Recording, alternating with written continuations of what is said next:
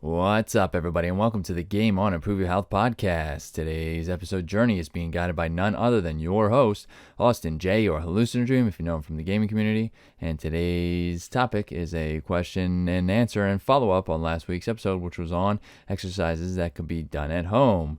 Thank you for tuning in and listening, and enjoy this episode. What's up, everybody?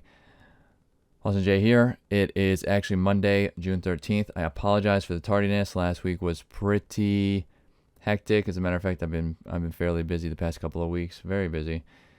And this past weekend, I went to race my first Spartan race for the first time since September of last year. So, I've been pretty busy, and was looking forward to that and excited. And I totally didn't account for all of that. So the podcast episode was not released until just now. As a matter of fact, it wasn't recorded, so I apologize for that, but here we are.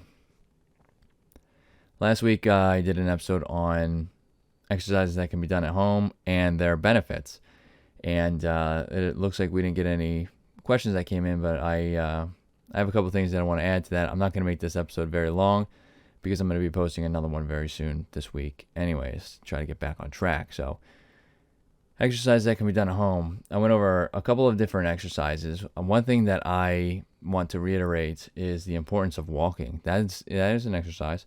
The importance of walking and the extensive benefits that walking brings. It helps with cardiorespiratory, right? Especially if you've never walked before, but in general, as you start increasing the amount you walk, the time you walk, the amount of steps you take, depending on however you are tracking it. But it helps with that, and it helps with fat loss. People don't really put two and two together in that aspect. People don't really, I would say it's not widely talked about like it should be. It's very powerful for that, especially if you're going from sedentary, not moving very much, to going to walking daily, which you should try to get a walk in daily if you can, even for just 5 minutes. 5 minutes will bring these benefits. It'll help with blood flow, which will help with cognition and memory, and of course your ability to think and speak, which is what you can hear me partially struggling with right now. I'm tired, but that's okay. But walking is incredibly beneficial, and it's one of the easiest things you can do. One way you can do that is by, and people say this all the time, you've probably heard this multiple times, is just park a little bit further away than you usually do, at work, at the grocery store, probably not at your house, but so that when if you're going to school, so when let's say you commute to work, you sat in the car for 30 minutes, now you decide you want to park maybe, 100, 200, 300 yards or meters away, however far away you want to park. Now you can get extra steps in with very minimal effort, right? So, and then at the end of the day, that'll force you to walk further to your car, right? And if you go out to your car for a lunch break, or you go buy lunch on your lunch break, now you're getting extra steps in to and from your car again. So that is just a simple, very, very simple way to get more steps in, to get a little bit of walking in, that will give you these benefits, that will help you build habits as well. You can do that for, the grocery store, school. The grocery store is a good one too, because then, especially if you're using a cart, you can just roll the cart right to it, right? More often than not, you're going to use a cart for a grocery store, right? Even if you go to the gym, you can get steps in. Let's say you're going just to do some weight training, some resistance training. You can park further away from there, so that way you can get steps going into the gym. And then you can continue with your regular routine, right? Let's say you do a warm-up. It's just added steps anyways. If you do a warm-up with cardio, well, now you have some extra steps, and there's nothing wrong with that, right? So I just want to reiterate how important I think walking is, and how little I think it is talked about, and how little I think the benefits are really known. And really, it's one of the easiest exercises you can do because it's something everybody does. Not everybody, but for the most part, a healthy individual who's able to walk does on a daily basis. Something you learn. It's one of the first things you learn when you are a baby, and you practice it daily ever since then, and you become better and better at it. So it's something that is kind of already second nature. So just what's not second nature is the act of doing it in regards to just like going for an actual walk, or maybe parking a little further away. That would be a habit you need to try to teach yourself to build, and it's not overly difficult to do so. So I think that's something I'm not sure I put that in there because I was really focusing on exercises last week, but that's something I wanted to talk about, was just the importance of walking.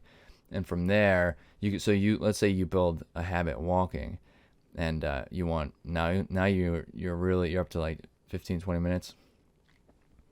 Now you want to do something a little more. You want to start doing resistance training. You want to do 20 minutes, but then maybe you want to follow up with some weights. You're motivated. You want to do a little bit more, but you don't want to just keep pushing the walking, which you can still do as your journey progresses. But now you are building habits towards another modality of exercising, which is lifting weights, which is great. Even if you just walk every day and you try lifting weights a couple of different times, and maybe it doesn't last very long, or you stop for a couple weeks, but then you try again. It's just about, as long as you keep that walking habit, you still have the habit formed. And then obviously there's a lot that goes in with lifting weights. You'd want to do a little bit of research on, maybe what you're interested in doing to try to prevent some injury, or talk to a personal trainer. A lot of times personal trainers will give you a free consult the first time, which is like 30 or 40 minutes. And for the most part, they go over simple exercises during that consult anyway. So that's a good way to learn a little bit more about maybe where to begin, your body in general, your activity level that maybe you should be starting at in regards to resistance training, and learn a little bit about some of the exercises. So that's something that I wanted to put in there and go over. We didn't get any questions, as I said before. I'm not going to drag this one out. There's a handful of other exercises that I could say, but we'll try to keep some of those for some YouTube videos that we're going to release in the future. So if anybody has any questions on anything they asked, I think this month is actually the month with the five weeks in it. So I will be doing a fun follow-up and question and answer at the end of this month. Follow-up and question and answer, kind of a question and answer more, and a fun chat type episode at the end of this month. So if anybody has any questions and anything they've heard in this episode, last episode, or any episodes in general, I would love to put those or answer them to the best of my ability in that fifth week episode. So thank you for those who are returning and tuning in. Thank you for those who may be just tuning in and listening. And if you are listening on or watching on YouTube, all the links are on the left. You can follow us. Give us a like, subscribe if you like what you hear here. If you like what you heard here. And if you're listening on the podcast platform, all of our links are in the description. So you can do all the same. Give us a nice little review if you enjoyed what you heard. And I hope to see everybody in next week's episode. Well, this week's episode, but next week's episode. Thank you very much. And see you there.